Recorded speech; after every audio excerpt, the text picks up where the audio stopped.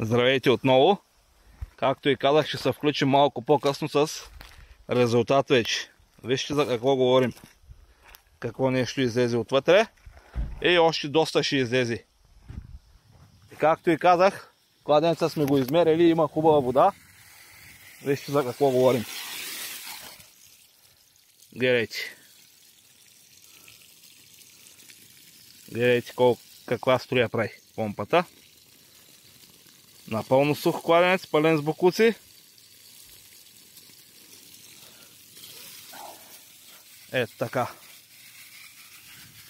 И продължаваме с неговото почистване до дъно. Трябва да се почисти, но вижте колко боклуци. Всичкото това е хвърлено. Айде, по-късно ще се включим с крайния резултат вече на готовия кладенец.